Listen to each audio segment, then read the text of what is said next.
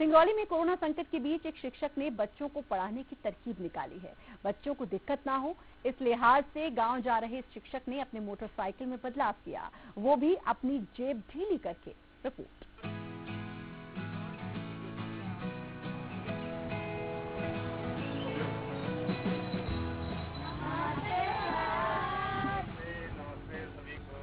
बच्चों के अभिवादन से आप समझ गए होंगे कि ये बाइक से आ रहा व्यक्ति शिक्षक है। तस्वीरें देखिए। अब टीचर अपनी बाइक को खड़ी करता है और बच्चों को सोशल डिस्टेंसिंग का पालन करने को कहता है। दिखेगा सबको? Very good. अब वो अपनी बाइक को खड़ी करते हैं, उस बाइक को जिसमें ब्लैक बोर्ड लगा है। टीचर बच्चों से भी पूछते हैं कि सबको दिख रहा है। तस्वीरें सिंगरौली जिले की है। यहाँ मोहल्ला क्लास चल रही है और पढ़ाने वाले टीचर का नाम है शरद पांडे। शरद सरकारी स्कूल में टीचर हैं। कोरोना की वजह से स्कूल बंद है, ऐसे में सरकार ने मोहल्ला क्लास चलाने के निर्देश दिए हैं।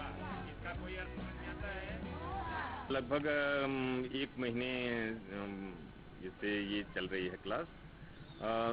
लॉकडाउन की वजह से हम लोग और हमारे बच्चे बहुत पढ़ाई में दिक्कत महसूस कर रहे थे। हालांकि व्हाट्सएप ग्रुप हम लोगों ने मार्च में ही बना लिया था, लेकिन सभी बच्चों तक पहुंच नहीं हो पा रही थी। जब शासन की ओर से आदेश आया कि मोहल्ला कक्षाएं लेनी हैं, शरद मोहल्ला क्लास तो ले रहे हैं, लेकिन अपने अंदाज में बाइक पर लगे इस बोर्ड से समझ में आ जाता है कि उनका मकसद बच्चों को सिर्फ पढ़ाना नहीं, बल्कि उनको बेहतर तरीके से पढ़ाना है। बाइक पर बोर्ड लगाने की वजह आइए उनसे ही जानते हैं। स्कूल में बोर्ड होता है और हमारे पास चाक डस्टर होते हैं, तो हम अपनी बातों को या जो विषय वस्तु की अवधारणा को सही ढंग से बच्चों के बीच में रख पाते हैं। और ऐसे ही मोहल्ले मोहल्ले किसी चीज को बताना दिक्कत आ रही थी, तो मैंने एक बोर्ड खरीदा। बोर्ड ऐसे मोटरसाइकिल पर लेकर के कुछ दिन पढ़ाया। फिर उसमें भी दिक्कत आ रही थी, सही ढंग से काम नहीं हो रहा था, तो मैंने सोचा कि कुछ और तरीका लगाया जाए, तो फिर मैंने सर स्टैंड लगवाया।